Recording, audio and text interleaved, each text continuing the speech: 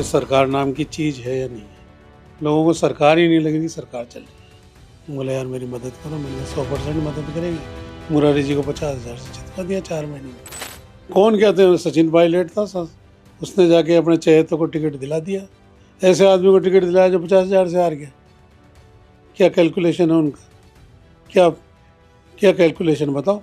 यही कैलकुलेशन रहेगा तो कैसे चीफ मिनिस्टर बनेंगे वो। मैं कांग्रेस छोड़ के गया ही नहीं था, ना मैंने फॉर्म भरा बीजेपी का। मेरी नाराज़गी थी नेताओं से, कांग्रेस से कोई नाराज़गी नहीं थी। 50,000 से हारने वाले को पहले तो टिकट ही नहीं मांगना चाहिए। लेकिन वो क्या है कि जाटों का ठप्पा लग गया। कभी जैसे करोड़ी जी ने किया, वो भी हार के रह गए, चाहे कुछ भी हो।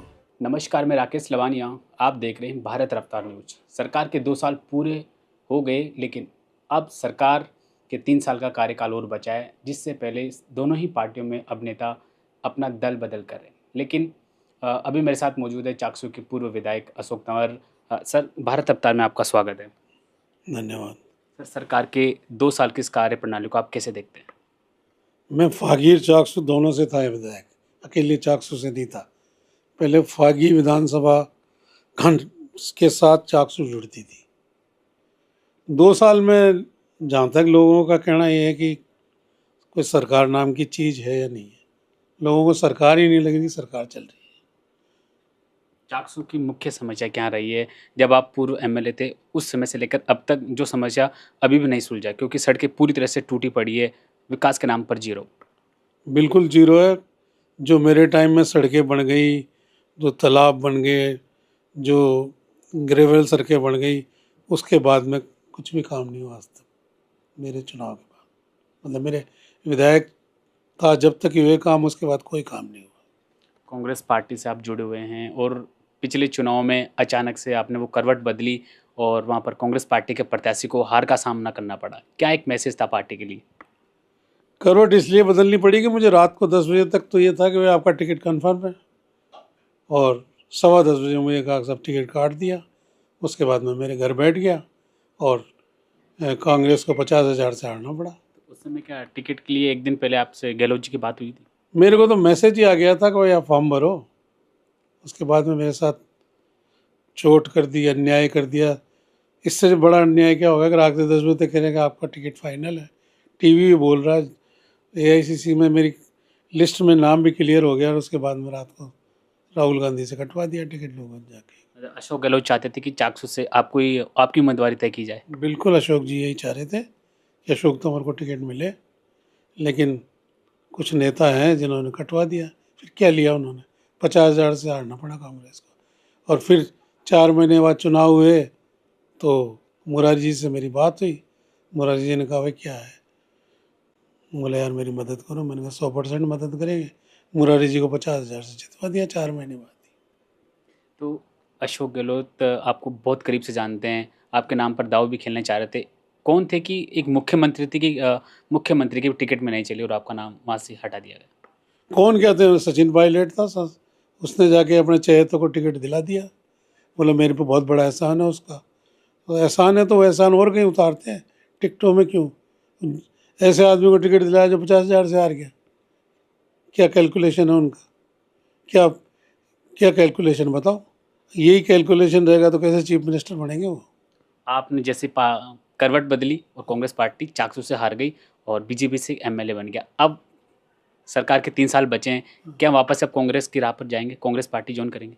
कांग्रेस पार्टी ज्वाइन कर, मैं कांग्रेस में ही हूँ। ज्वाइन का करना है मुझे? मेरे को कांग्रेस ने निकाला कब था? अभी बात लोग कह रहे हैं कि जब आपने करवट बदली थी, जो सीपी जोशी के साथ में आपके एक फोटो वायरल हो रही थी, तो लोग कह रहे थे कि सर ने कांग्रेस छोड़ दी और बीजेपी में शामिल चले। मैं कांग्रेस छोड़ के गया ही नहीं था, ना मैंने फॉर्म भरा बीजेपी का। मेरी नाराज़गी थी नेताओं से, कांग्रेस से कोई नाराज़गी नहीं थी मेरी। तो अब आगे आने वाला जो 2028 का चुनाव है, उसमें पार्टी के साथ रहेंगे आप? आने वाला 28 का चुनाव लड़ूंगा मैं साथ, क्या, और जिताऊंगा पार्टी को। तो मेरे आसपास की सीटें सब जिताऊंगा, जैसे पहले मैंने हराई, अब जिताऊंगा। पूर्व में कांग्रेस प्रत्याशी जहाँ से चुनाव हारे चाकसू से, तो वो भी कहीं ना कहीं टिकट के लिए दांव पे फंस सकता है। कैसे देखते हैं आप? 50,000 से हारने वाले को पहले तो टिकट ही नहीं मांगना चाहिए। किस हैसियत से टिकट मांग? 50,000 कवर कर लेगा क्या वो? इतना बड़ा लीडर है। 50,000 वोट कम होते हैं क्या? 50,000 से हारने वाले को। और AICC के नियम है 30,000 से ऊपर जो हारता है उसको टिकट नहीं मिलता।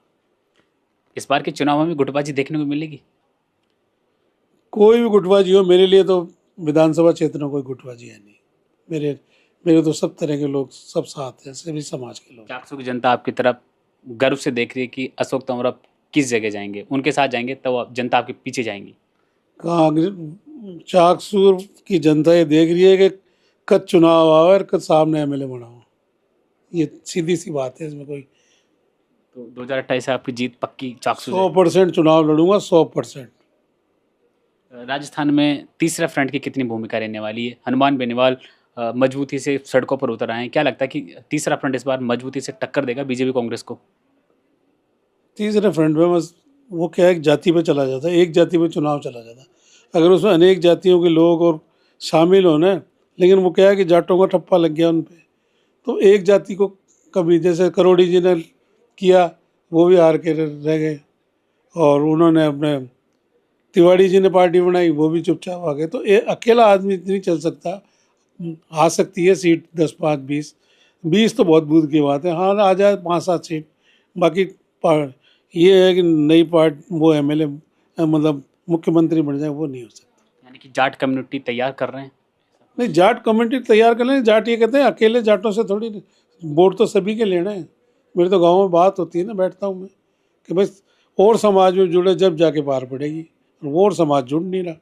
राजस्थान में आगामी 2028 का चुनाव होगा।